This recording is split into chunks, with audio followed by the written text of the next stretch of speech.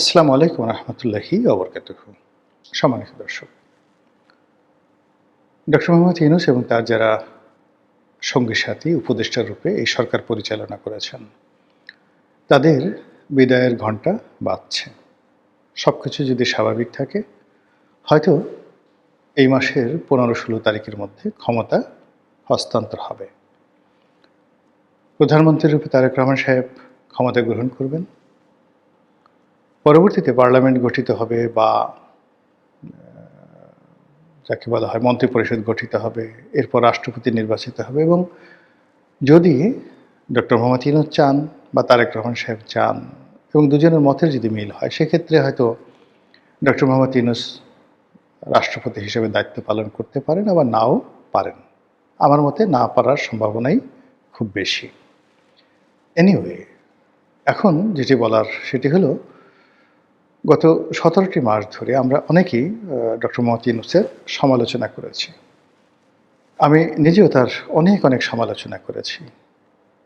তার হাসি নিয়ে, তার কথা নিয়ে, তার উইল ফোর্স নিয়ে, তার ভবিষ্যৎ নিয়ে স্যাটায়ার করেছি, ব্যঙ্গ করেছি, সমালোচনা করেছি।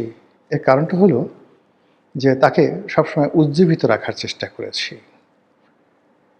তাকে দায়িত্বশীল রাখার চেষ্টা করেছি। তখন অনেকে হয়তো বলার চেষ্টা করেছেন যে, রনি সাহেব এই সমালোচনা করছেন, ডক্টর মোহাম্মদ ইউনূস তাকে উপদেষ্টা বানাননি এজন্য। এগুলো নিয়ে আসলে বলার কোনো বিষয় নয়। উপদেষ্টা হওয়া, মন্ত্রী হওয়া, এমপি হওয়া, এটা অনেকেরই স্বপ্ন আছে। আমারও একটা সময় ছিল। কিন্তু যে জগৎ থেকে স্বেচ্ছায় চলে এসেছি বহু আগে, কেন এসেছি সেটা আমি ছাড়া আর কেউ জানেন না। আর সংসদ সদস্য হওয়া, উপদেষ্টা হওয়া, এমপি হওয়া, মন্ত্রী হওয়া, এগুলো ছাড়াও একটা মানুষ সমাজে বেঁচে থাকতে পারে সুন্দরভাবে।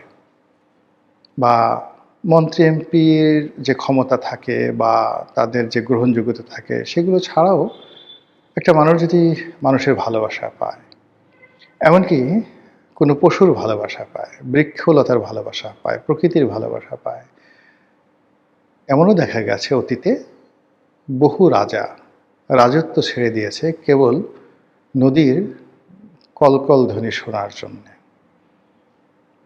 প্রাসাদ ছেড়ে চলে গেছে বনে পাখির কলতান শোনার জন্য। তো কাজেই যে যার মতো সমালোচনা করেছেন আমাকে বা আমার মতো অনেককে, সেটা তাদের ব্যক্তিগত বিষয়। আমি বা আমরা কেন এই সমালোচনা করেছি সেটা আমরা ভালো বলতে পারব। তো যেটা বলছিলাম যে ওনার সমালোচনা করেছি আমি ব্যক্তিগতভাবে, যেহেতু এখন বিদায় বেলায়, এখন আর কেউ বলতে পারবে না যে ডক্টর মোহাম্মদ ইউনূসের প্রশংসা করলে তাকে তেল মারা হচ্ছে। তার কাছে আমার এখন কেন দূরের কথা, এই বাংলাদেশে কারোর কোনো স্বার্থ নেই। এবং তিনি ক্ষমতা হারানোর পরে হয়তো এমন অবস্থার মধ্যে পড়বেন যে তার সঙ্গে যদি কারো সম্পর্ক থাকে বা তার কেউ প্রশংসা করে, সে আরও বিপদে পড়তে পারে আগামী দিনগুলোতে। তো সেই অবস্থাতে যেটা বলার চেষ্টা করছি যে, ওনার বিদায়ের ঘণ্টা যত বাজছে, ওনার বিদায় নেবার ক্ষণ যত কাছাকাছি আসছে, ততই তার জন্য মায়া হচ্ছে, কান্না হচ্ছে, কান্না পাচ্ছে। অবশ্য তার প্রেস সচিব একবার বলেছিলেন যে ডক্টর মোহাম্মদ ইউনূস চলে যাওয়ার পর অনেকে কাঁদবেন। আমরা সেদিন হেসেছিলাম, অনেকে হেসেছিলাম, কিন্তু এখন ওনার এই বিদায়ের বেলায় বিশ্বাস করে আমার নিজের কাছে কিন্তু খারাপ লাগছে। এবং আমি যে কথাগুলো আগে বলিনি, কিন্তু সরকার বলার চেষ্টা করেছে, কিন্তু ওইগুলো অতটা প্রচারিত হয়নি। কিন্তু এখন বলবো, তার বিদায় বেলায় বলবো যে তিনি ইতিহাসের একটা সন্ধিক্ষণে এসেছিলেন। এবং ওই যে ইব্রাহিম সৈয়দ, মানে ওখানে মাওলানা ইব্রাহিম সাহেব, দেলোয়ার হোসেন সাইদি সাহেবের যে বিয়ে, একটু পাগলা টাইপের, অনেক সময় অলৌকিক কথাবার্তা বলেন। তো মুফতি কাজী ইব্রাহিম, তিনি একবার বলেছিলেন যে আল্লাহ বিশেষ কৌশল করে তারপর আলাদাভাবে ডক্টর মোহাম্মদ ইউনূসকে সিলেক্ট করে বাংলাদেশের জন্য পাঠিয়েছেন, এটা তার কাছে খবর আছে। কাজেই ডক্টর মোহাম্মদ ইউনূসের আনুগত্য করা, তাকে ভালোবাসা, তার কথা মান্য করা ফরজ, না করলে গুনাহ হবে। তো তিনি তার মতো করে কথাটা বলেছেন। আজকে এই সময়টাতে আপনি যদি তার কথার একটি অংশ শুধু স্মরণ করেন, যে পরিবেশ এবং যে পরিস্থিতিতে ডক্টর মোহাম্মদ ইউনূস ক্ষমতা নিয়েছেন, ডক্টর মোহাম্মদ ইউনূসের জায়গায় যদি অন্য কেউ হতেন, সারা বাংলাদেশে গৃহযুদ্ধ শুরু হয়ে যেত। ডক্টর মোহাম্মদ ইউনূসের জায়গায় যদি অন্য কেউ হতেন, ভারত এখানে আওয়ামী লীগকে পুশিং করার জন্য, শেখ হাসিনাকে আবার ক্ষমতায় বসানোর জন্য যদি তারা সার্জিক্যাল স্ট্রাইক চালাতো, বাংলাদেশের কেউ সেটা প্রতিহত করতে পারতেন না এবং বাংলাদেশের পাশে কেউ দাঁড়াতো না। ডক্টর মোহাম্মদ ইউনূসের সঙ্গে পশ্চিমা দেশগুলোর সম্পর্ক, আমেরিকার সম্পর্ক, তার গ্লোবালি বিশ্বজোড়া যে খ্যাতি ছিল, সেই খ্যাতির কারণে তার চোখে চোখ রেখে ভারতের যে কর্তৃপক্ষ ঝগড়া করার মতো অবস্থা তাদের ছিল না। তারা প্রাণান্ত চেষ্টা করেছে ডক্টর মোহাম্মদ ইউনূসকে অপমান করার জন্য, তাকে বিপদে ফেলার জন্য, তাকে অ্যাভয়েড করার জন্য। কিন্তু ডক্টর মোহাম্মদ ইউনূস যে দৃঢ়তা দেখিয়েছেন ভারতের বিরুদ্ধে, এটা এই স্বাধীন বাংলাদেশে কেউ কখনো দেখাতে পারেনি, কল্পনাও করেনি। এবং আগামীতে ভারতের বিরুদ্ধে এভাবে আঙ্গুল তুলে, তারপরে ভারতের চোখে চোখ রেখে ভারতীয় আধিপত্যের বিরুদ্ধে কথা বলবেন, এরকম রাষ্ট্রনায়ক বাংলাদেশে যদি আসে, সেটা বাংলাদেশের সৌভাগ্য। কিন্তু ডক্টর মোহাম্মদ ইউনূস এই গত 17 মাসে সেই কাজটি তিনি করে গেছেন তার লোকজন সহকারে। এটার জন্য যতদিন বাংলাদেশ থাকবে, ততদিন তিনি, যারা ভারতের আধিপত্যবাদ পছন্দ করে না, তাদের কাছে স্বপ্নের মহানায়ক হয়ে থাকবেন। এটি হলো প্রথম। দ্বিতীয় হলো, শেখ হাসিনার জমানার শেষ দিকে পুরো ব্যাংকিং সেক্টর, অর্থনৈতিক সেক্টর দেউলিয়াত্বের পর্যায়ে পৌঁছে গিয়েছিল। ফরেন রিজার্ভ নামতে নামতে নামতে নামতে প্রায় $16 বিলিয়ন নেমে এসেছিল। এখন সেটা $32 বিলিয়ন।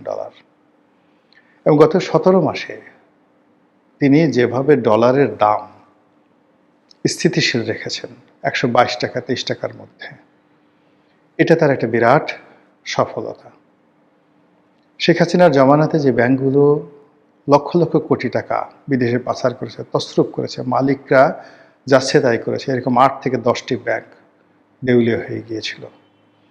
এই ব্যাংকগুলোকে বাঁচিয়ে রেখে, এই ব্যাংকগুলোকে মার্জার করে সম্মিলিত ইসলামী ব্যাংক করার তার যে সিদ্ধান্ত, এটি কেবলই যুগান্তকারী নয়, এটি আগের সরকারের বিশাল একটি কুকর্ম। সেই কুকর্মের দায় ডক্টর ইউনূস গ্রহণ করে সেই কুকর্মটিকে সামাল দেওয়ার চেষ্টা করেছেন। এবং উনি যদি না আসতেন, ওনার সরকার যদি না আসতো, তাহলে বাংলাদেশ যদি দেউলিয়া হয়ে যেত শ্রীলঙ্কার মতো, বাংলাদেশ যদি দেউলিয়া হয়ে যেত স্পেনের মতো বা গ্রিসের মতো, আশ্চর্য হওয়ার কিছু ছিল না। এবং বাংলাদেশ দেউলিয়া হয়ে গেলে বাংলাদেশকে সাহায্য করার জন্য, গ্রিসকে সাহায্য করার জন্য যেভাবে ইউরোপীয় ইউনিয়ন ছুটে এসেছে, এভাবে বাংলাদেশকে সাহায্য করার জন্য কেউ আসতো না।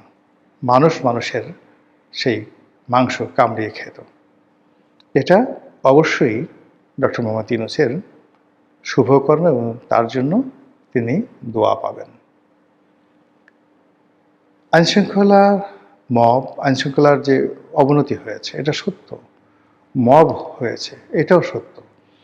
কিন্তু তিনি ম্যালিস, প্রেজুডিস, এই দুটো শব্দ, অর্থাৎ নিজে কারোর প্রতি চড়াও হয়েছেন, কাউকে ধরেছেন, মেরেছেন তার ব্যক্তিগত ক্রোধের কারণে, লোভের কারণে, লালসার কারণে, কিংবা হিংসার কারণে তিনি কাউকে জেলে পুরেছেন, ক্রস ফায়ার দিয়েছেন, মামলায় ফাঁসিয়েছেন, এরকম ঘটনা কিন্তু একটা সিঙ্গেল ঘটেনি। বিএনপির লোকজন আওয়ামী লীগের লোকদের বিরুদ্ধে মামলা করেছে, বিপ্লবীরা মব করেছে। এই বিষয়গুলো তিনি তার দুর্বল চিত্তের কারণে তিনি অনেক সময় মেনে নিয়েছেন, অনেক সময় প্রশংসা করেছেন, বা তার প্রেস সচিব বলেছেন যে মব আসলে অনিবার্য, এটা ক্ষোভের বহিঃপ্রকাশ। কিন্তু এখানে তার ব্যক্তিগত ইন্টেনশন ছিল না। তিনি তার যে অ্যাডমিনিস্ট্রেটিভ দুর্বলতার কারণে অনেক দুর্নাম এবং বদনামের সঙ্গী হয়েছেন, কিন্তু তার পার্সোনালি এখানে কোনো লায়াবিলিটি ছিল না। আমি শুধু তার মন্দ দিকগুলো বলছি না, যেগুলো কারণে তিনি স্মরণীয় বরণীয় হয়ে থাকবেন। সর্বশেষ যে বিষয়টি, সেটি হলো তিনি অনেক কিছু করার চেষ্টা করেছেন, হয়তো পারেননি, হয়তো ভুল হয়েছে, হয়তো সঠিক ছিল না, কিন্তু তিনি সত্যিকার অর্থে আসলে সংস্কার করতে চেয়েছেন। বাংলাদেশটা ভালো চলুক, বাংলাদেশটা বিশ্বমানের হোক, দেশের মানুষের সম্মান মর্যাদা বাড়ুক, কর্মসংস্থান বাড়ুক, এটা তিনি চেষ্টা করেছেন। কিন্তু কেউ কথা রাখেনি, কেউ তার সঙ্গে সাহায্যের হাত বাড়াননি। আর আমলাতন্ত্রের যে ঘেরাটোপ, সেই ঘেরাটোপের কারণে তার কোনো উইল ফোর্স এন্ড ডিজায়ার সামনে এগুতে পারেনি। এই সময়ের মধ্যে গণভবনের সঙ্গে নয় ঠিক, মানে যমুনার সঙ্গে বঙ্গভবনের, যমুনার সঙ্গে সেনা হেডকোয়ার্টারের, যমুনার সঙ্গে বিএনপির, যমুনার সঙ্গে এনসিপির, এমনকি যমুনার সঙ্গে জামাতের বারবার দ্বন্দ্ব হয়েছে, সংঘাত হয়েছে। কিন্তু সব কিছু বাদ দিয়ে তিনি সবাইকে ডেকেছেন, নেগোসিয়েশন করার চেষ্টা করেছেন, সবার সঙ্গে কথা বলার চেষ্টা করেছেন। কখনো অভিমান করেননি, কখনো ক্রোধ দেখাননি, কখনো মুখ বাঁকা করে, মানে যাকে বলা হয় রাগত স্বরে কারোর সঙ্গে কথা বলেননি। তিনি কথা শুনেছেন বেশি, বলেছেন কম।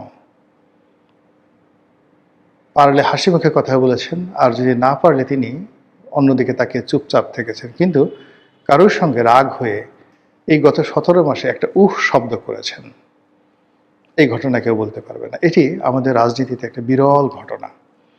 এমনকি অতীতে যারা তত্ত্বাবধায়ক সরকারের 3 মাসের জন্য প্রধান হিসেবে এসেছেন, তারা অনেকেই অনেক সময় মেজাজ হারিয়ে ফেলেছেন। কিন্তু doctor Mohammad Yunus is the first man যিনি গত 17 মাসে একটি বারের জন্য মেজাজ হারাননি।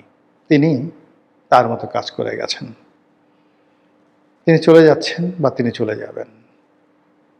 আল্লাহ তাকে হেদায়েত দান করুন, তিনি সুস্থ থাকুন, বহুদিন বেঁচে থাকুন, আর আমাদের প্রতি তিনি কৃতজ্ঞ থাকুন, আর আমরাও যেন তার প্রতি কৃতজ্ঞ থাকি এবং তার জন্য দোয়া করি। আসসালামু আলাইকুম রহমতুল্লাহি ওয়া বারাকাতুহু।